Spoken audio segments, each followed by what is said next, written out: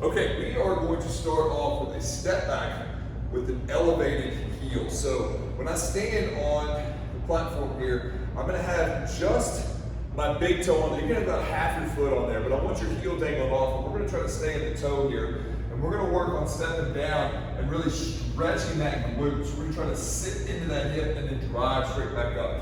We're gonna use a lot of adductor to keep that leg stable and provide support. We're really gonna try to get a big step back and keep my rear foot off the ground as late as possible. So I'm gonna try to put it down as late as I possibly can and as light as I possibly can. And kind of explode out of the hall here. So I'm gonna step down, load, and drive up. And I'll put my foot back down. Step down, late, drive up. Load that left hip and drive up. Keep that core tight and drive up. Keep that LandMine still. We're not pressing, we're just holding it still here and keep this core tight. Load that glute. After that, we're gonna hold a kettlebell. I prefer to hold it by the bell here. It keeps the handles out of your face. Okay, we're gonna hold right here at your chest. You're gonna root your feet, get your core tight, get your butt tight so that we have no movement here in the middle. We'll press it straight up and pull straight back down. Press straight up and pull straight back down. You're trying to use your arms even with your ears. That obviously isn't happening for me. What we do is the best we can. Just make sure you don't arch your back and try to go like that. We want to make sure we keep all the motion still here in the middle and just move the shoulders. So we'll complete 4 rounds of that. We're going to do 8 to 10 reps on each side here. We're going to get 8 to 10 to maybe 12 reps. Try to go heavier here, but we really want to try to push the weight. So 8 to 10 reps probably on the overhead press. Rest for a minute and a half, 2 minutes, we're right back at it. Go heavy on this. You're going to load that up pretty good. Then we're going to get a TRX. I prefer the TRX in this situation so that our hands can be a little more free. Okay, we're going to try to get it to where it's about chest height when you're standing up. So when you're standing on the ground next to it, it should be about chest height. We're going to hang low. So I'm directly underneath the TRX and my hips are hanging directly beneath me. I'm going to pull myself straight up and then straight back down. Straight up and straight back down. We don't want to shoot our hips up in the air like that. We don't want to swing back and extend our knees. We stay right below, our hips below our shoulders. We pull straight up and straight down. Stay in that elevator. Straight up, straight down. After this, we're going to grab a med ball. It doesn't have to be a med ball. It can be anything that's approximately 4, 6, 8 pounds. Okay, a med ball just works great. We're going to step back and turn towards the front leg. Nose, knee, toe, along the line. I'm going to step back and then I'm going to stand up onto my toe, a little explosive jump, and bring this back leg up into this position. So, step back, up, back, up, back, up. Start slow, get the pattern, and then as you get going and as you get it, we'll add some speed to it, okay? So, and you can add a little bit of a jump.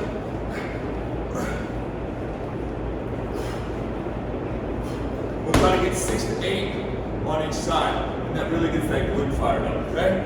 After that, your heart rate's gonna be up pretty high. I want you to rest 2 full minutes before we go back into our chin-ups. So we're gonna do 8 to 10 reps, and then we'll go in, we'll do 6 to 8 each side here, and then again, another rest, we'll do 4 rounds from there. Our next move is gonna be we're gonna sit down in a low squat position and do cleans just with our arms, okay? And then we're going to do our rack hold, and then we're gonna do 10 squats.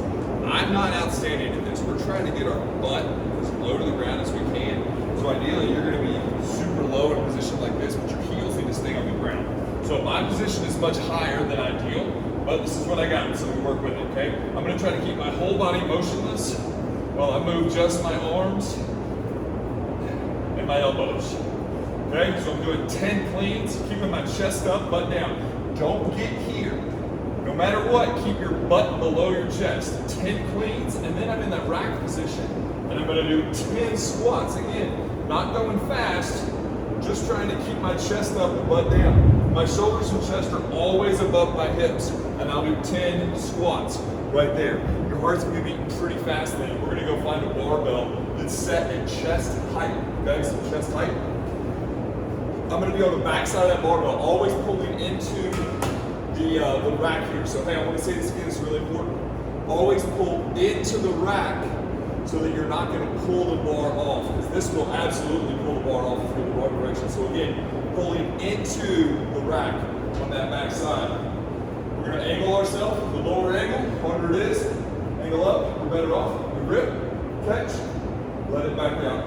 Rip, catch, let it back out. Rip, let go, catch, let it back out. Keep that core tight so we don't want our hips flailing about. Okay? Where we rip, we let go, we catch, and then it's a slow eccentric. The magic is in that slow eccentric. Feel those shoulder blades move around. We're going to do 15 reps here. 10 reps clean, 10 reps with a rack hold squat, and then we're going to go right into 15 reps here. You're going to want some air, you're going to want to breathe. Make sure to keep that core tight while we're having to breathe heavy. That's part of the secret sauce in there. So I'm sneaking in on you. So make sure to keep that core tight so you're not swinging your hips. After that, I've got us doing the Versa Climber. So I know not everyone has access to a Versa Climber, and that's fine.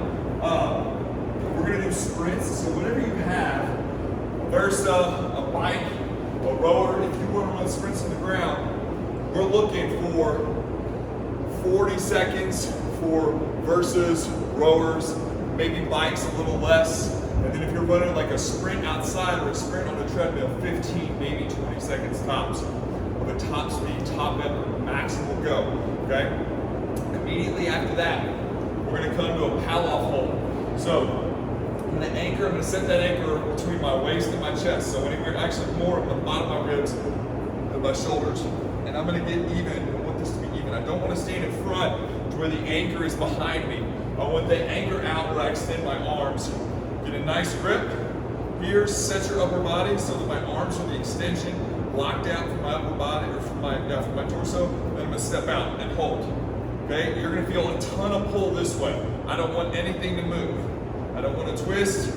I don't want to lean. I don't want to get this way. I want to hold here. Your arms can't chop down. Check in with yourself. Be honest with yourself. You can work your way out and get a closer grip to make it a little bit easier. Okay, obviously don't step as far away, that'll make it a little bit easier. All right, really work on that rotational core stiffness, okay? So, we will run through that 4 times as well, okay, where we're gonna go through whatever cardio equipment you're doing at a maximum intensity. Again, we're using the Versa Climber, but you can use the bike, you can use the rower, you can use a skier, whatever you wanna do. We're looking for, it's on a machine, most likely you're gonna have 20 to 40 seconds of max intensity work. So on a bike, we're looking for 20 cal. On a Versa, we're looking for 200 feet, something like that. And then if we are on a sprint, we're looking for like 15 to 20 seconds of work. We'll do 4 rounds of that. Make sure you have enough break in between your sprints also. So after that sprint, do the Palloff's holds, and then get 2 minutes after that to rest. All right, we'll complete 4. If you have questions, comments, leave them below. Appreciate you all. Love to hear from you. Love to see you. Love your thoughts. Have a good workout.